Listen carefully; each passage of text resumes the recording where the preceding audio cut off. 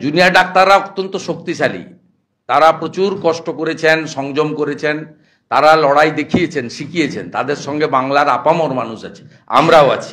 তারা যে কোনো কল দিন, তারা যদি বলেন পতাকা ছাড়া সব দলের লোকের আসতে পারেন। আমরা তো দেখুন রাজনীতির বাইরে তো মানুষ, ওরাও তো ভোট দেয় কাউকে না কাউকে। ওদের গরিষ্ঠ সংখ্যক ভোট গত লোকসভা নির্বাচনে নরেন্দ্র মোদীজি পেয়েছেন, কারণ এডুকেটেড লোকরা মোদীজির বাইরে ভোট দেয়নি, কনসাস পিপুলরা মোদীজির বাইরে ভোট দেয়নি। আমি পার্টিকুলার কারো কথা বলছি না, আমার ধারণা থেকে আমি এটা বলতে পারি হলফ করে। তারা যদি এখনই কল দেন যে আমরা পশ্চিমবঙ্গের জনগণকে, তার মধ্যে আমরাও পড়ি, আমরা তো জনগণ, তারপরে এমএলএ, তারপরে বিরোধী দলনেতা, তার সাথে বিজেপির মেম্বার, সবটা ঠিক আছে, হিন্দু সব ঠিক আছে, কিন্তু প্রথম হচ্ছে হুঁশযুক্ত মানুষ।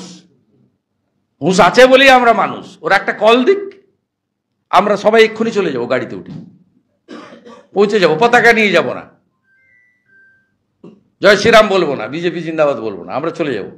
জুনিয়র ডাক্তার তুমি লড়াই করো, আমরা তোমার সাথে আছি। We want justice, justice for RG Kar. লড়াই লড়াই লড়াই চাই, লড়াই করে বাঁচতে চাই।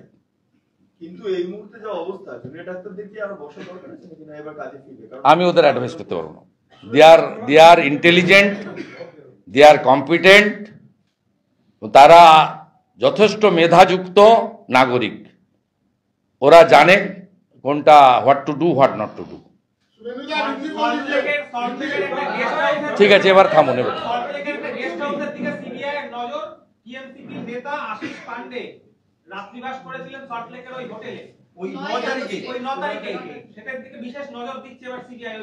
আমি ইনভেস্টিগেশনের মাঝখানে মন্তব্য করব না। ইনভেস্টিগেশনকে প্রভাবিত করা হয়। আপনারা সব সূত্র, আপনি এটা কোত্থেকে পেয়েছেন? সূত্র, আপনার সূত্রের কথা আমি उत्तर देगा हिंदी में।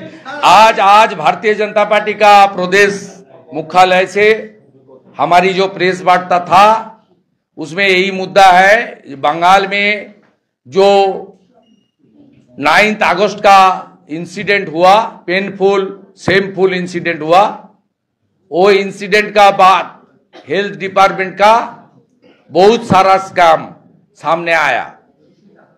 एक हेल्थ डिपार्टमेंट से जुड़ा हुआ सीनियर डॉक्टर अख्तर अली, उनका जो एफआईआर था, पेंडिंग था, उसके ऊपर कलकत्ता हाई कोर्ट ने इंटरफेयर किया और सीबीआई इन्वेस्टिगेशन के लिए इजाजत दे दिया। उसका बाद डॉक्टर संदीप घोष का फैमिली सुप्रीम कोर्ट में गया, सुप्रीम कोर्ट से कोई स्टे ऑर्डर रुकावट नहीं आया, उनका पिटीशन डिसमिस हो गया। उसका बाद मनी लॉन्ड्रिंग एक्ट में एनफोर्समेंट डायरेक्टरेट भी वो एफआईआर ले लिया।